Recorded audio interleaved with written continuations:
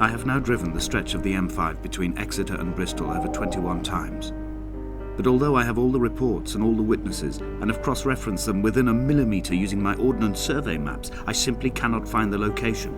You'd think there would be marks to serve as some evidence. It's somewhere between the turnoff for Sanford and the Welcome Brake services, but although I can always see it in my rearview mirror, I have as yet been unable to pull ashore. So I just tumbled down and my guy just came to a realization that his something evidence is at Welcome Brake services.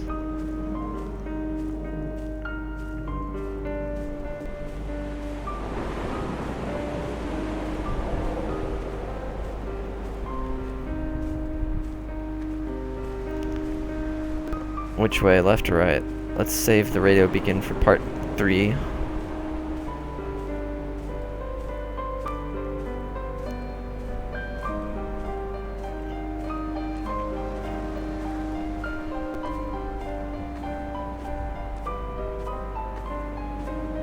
My god, this is just unruly slow.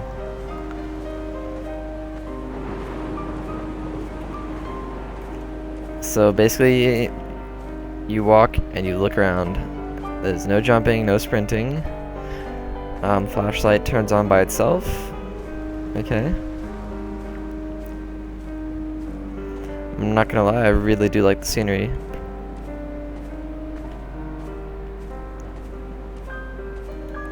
And I don't think it's made by the same publisher as Amnesia, but this game really does have a lot of features that resemble Amnesia. I've begun to wonder if Donnelly's voyage here was as prosaic as it was presented. How disappointed not to have found the bones of the holy man. No wonder he hated the inhabitants so. To him they must have seemed like barnacles mindlessly clinging to a mercy seat. Why cling so hard to the rock? Because it is the only thing that stops us from sliding into the ocean, into oblivion. Okay.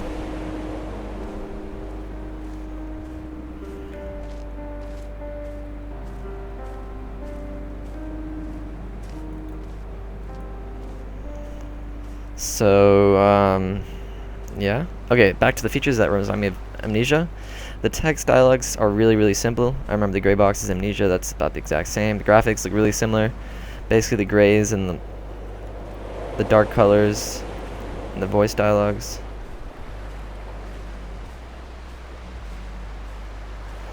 And my girlfriend is blowing up my phone right now. Okay.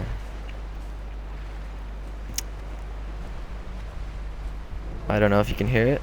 Phone's just vibrating uncontrollably. And it looks like there's...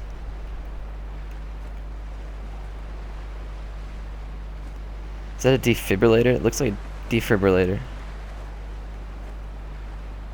Or an ironing board. That...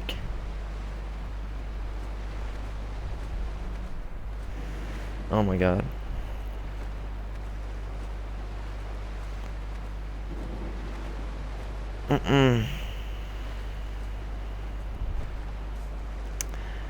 Okay. Sorry, I'm trying to like read a little bit. Wait, is this a sprint?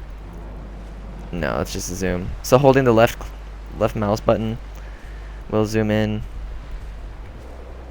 your view. Okay, the path continues.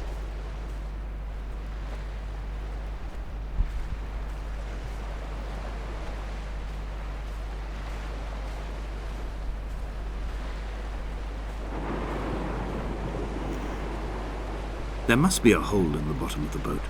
How else could new hermits have arrived?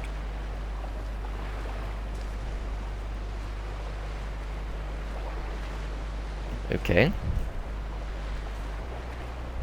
What is this?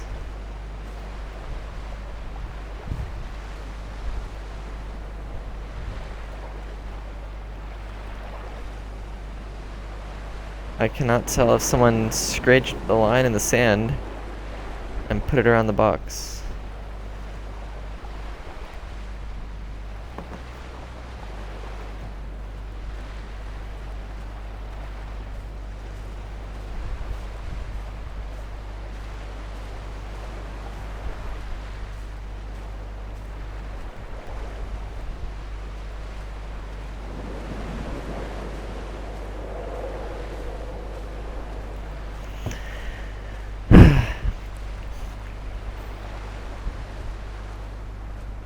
Not even gonna bother going in there.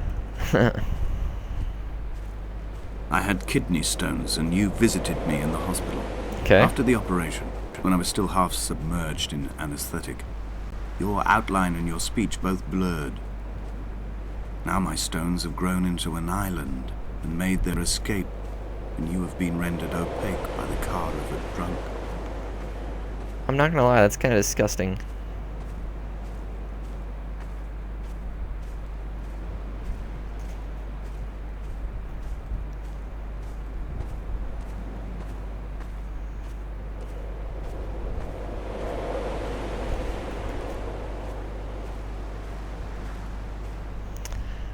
Am I gonna find any more luminescent premium paint in this shack?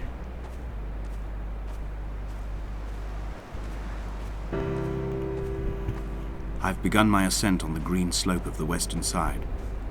I've looked deep into the mountain from the shaft and understood that I must go up and then find the way under.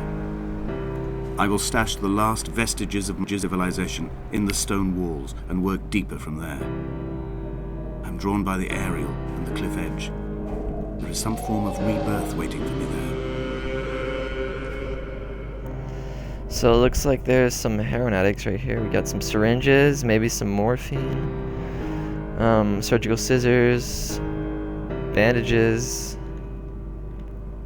bloody bandages. Yeah. The usual shack in England.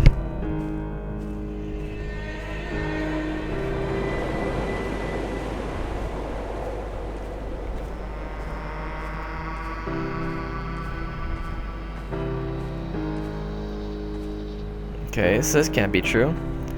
Large wooden planks, but there's not a single tree on the island.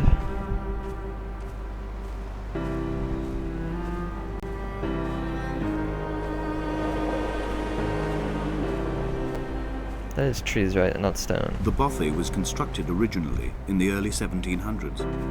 By then, shepherding had formalized into a career. The first habitual shepherd was a man called Jacobsen, from a lineage of migratory Scandinavians. He was not considered a man of breeding by the mainlanders.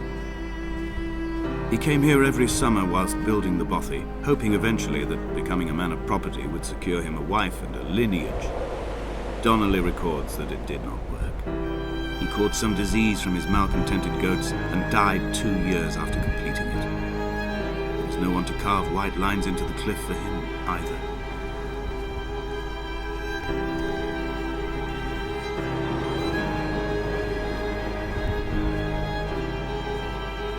So wait, was this talking about the hermit? But no, the hermit lived to be 116, so it couldn't have been him. Alright.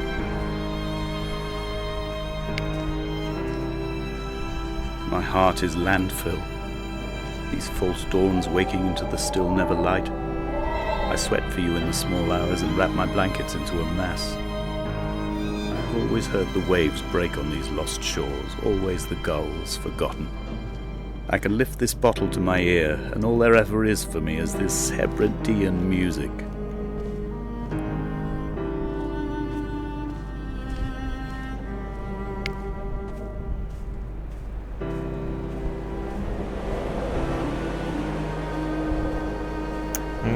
Another cave.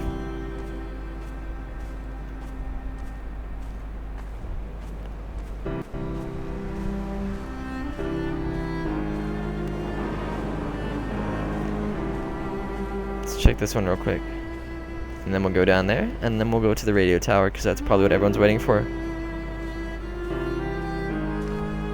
Though I am sensing big disappointment.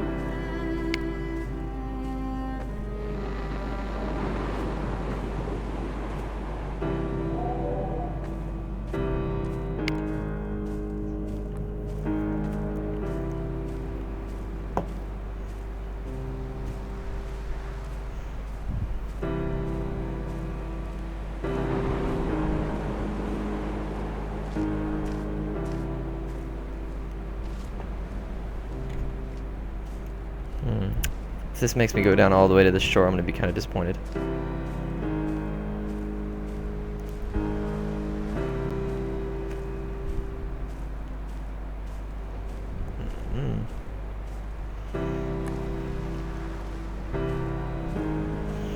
Wonder if you can die in this game, personally.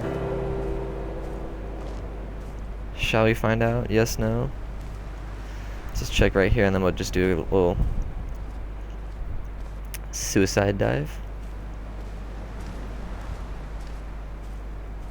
This is a path, right? Oh, there's... Jakobsen's ribcage, they told Donnelly, was deformed. The result of some birth defect, or perhaps a traumatic injury as a child. Brittle and overblown it was, and desperately light. Perhaps it was this that finally did for him. Unable to contain the shattering of his heart. In half-light, his skeleton a discarded prop. A false and calcified seabird. I was going to talk about that ribcage of that ship. Don't feel like walking there, so... Come back. Come back. Okay, that's pretty fucking creepy. I'm probably have... Hold on. Say that again. That's pretty fucking creepy. Come back.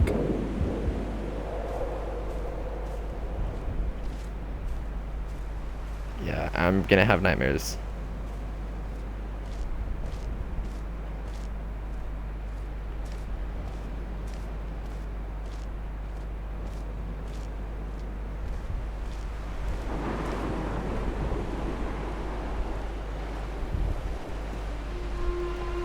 They found Jakobsen in early spring. The thaw had only just come. Even though he'd been dead nearly 7 months, his body had been frozen right down to the nerves and had not even begun to decompose. All around him small flowers were reaching for the weak sun. The goats had adjusted happily to life without a shepherd and were grazing freely about the valley. Donnelly reports they hurled the body in fear and disgust down the shaft, but I cannot corroborate this story. Okay.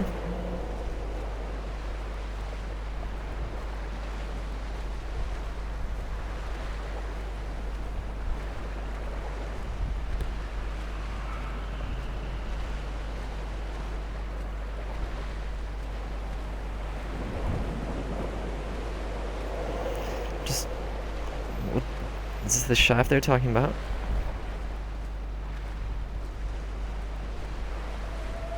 Climbing down to the caves, I slipped and fell and have injured my leg. I think the femur is broken. It is clearly infected. The skin has turned a bright, tight pink, and the pain is crashing in on waves, winter tides against my shoreline, drowning out the ache of my stones.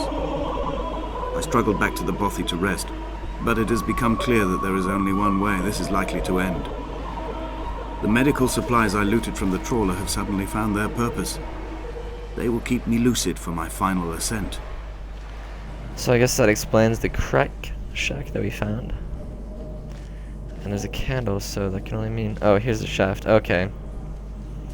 So I assume we'll find Jakobsen... Oh. Oh, shit. Wait. I think this will be the beginning of part 3.